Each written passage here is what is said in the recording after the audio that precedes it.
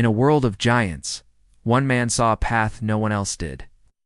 It wasn't a path paved with gold, but one he would have to build himself, brick by digital brick, from the ground up.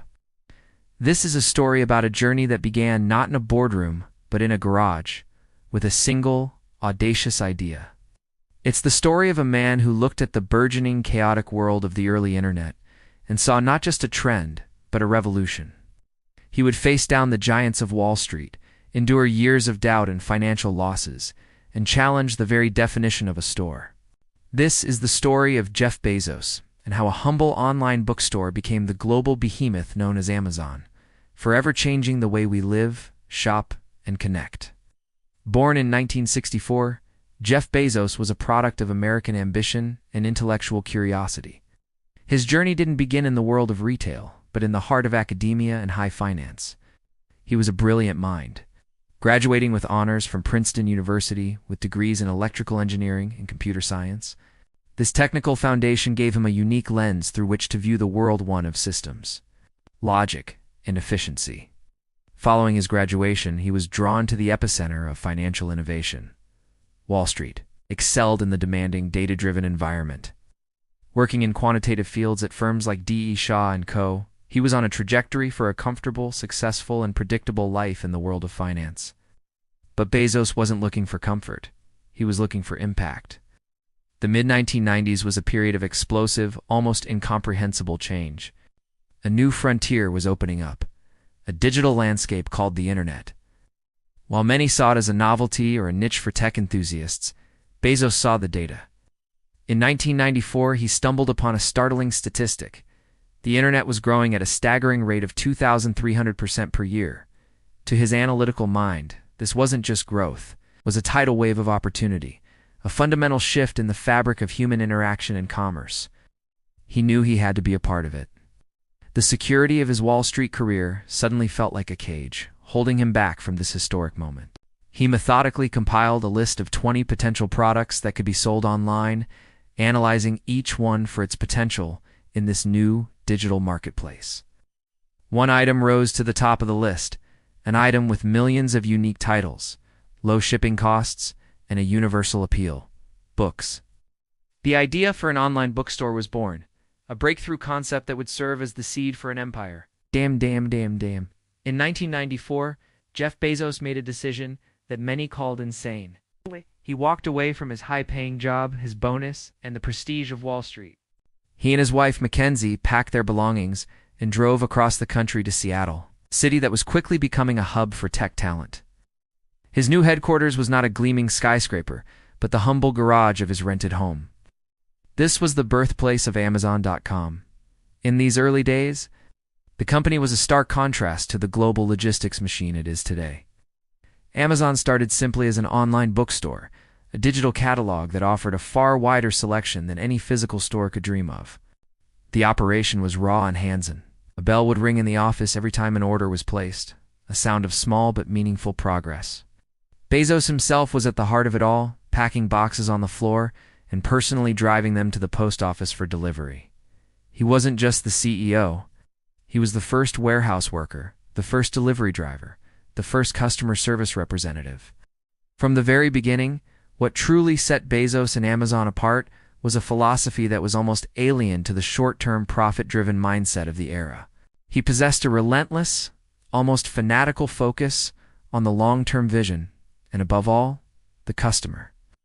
While investors and critics on Wall Street clamored for immediate profits, Bezos was unapologetic about reinvesting every penny back into the company.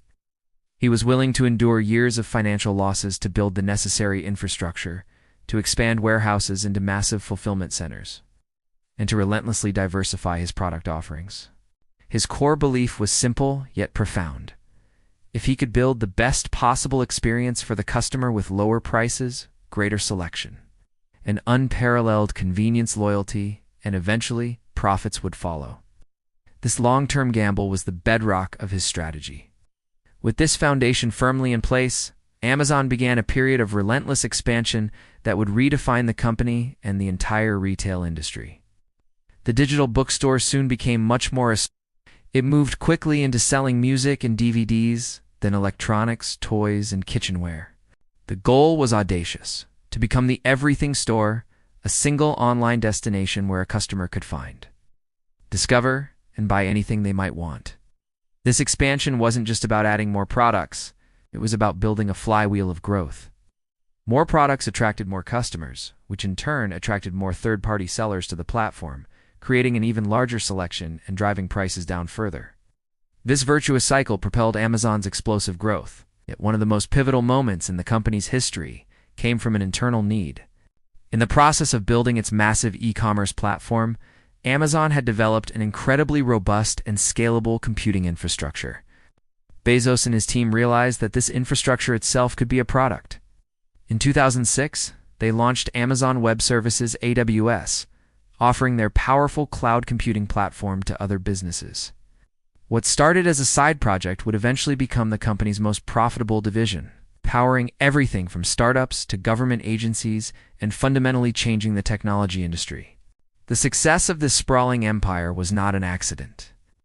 It was the result of a disciplined and unique set of leadership principles that Bezos instilled into the company's DNA. At the very top of this list was customer obsession. This wasn't just a catchy slogan. It was an operational directive. At Amazon, every new idea, every project, every decision began by working backward from the customer's needs and pain points. An empty chair was often left in meetings to represent the customer, a constant reminder of who the company was ultimately serving.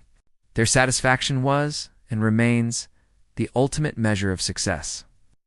Hand in hand with this was a willingness to fail fast. Bezos understood that innovation is inseparable from failure.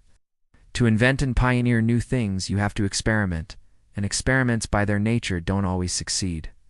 He created a culture where failure was not punished, but seen as a necessary part of the learning process.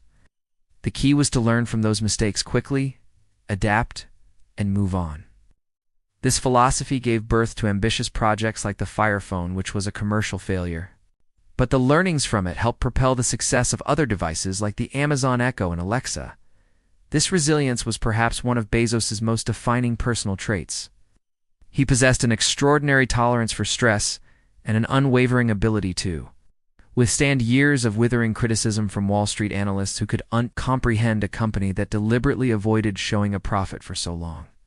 He stayed true to his long-term vision, patiently building for a future that others couldn't see.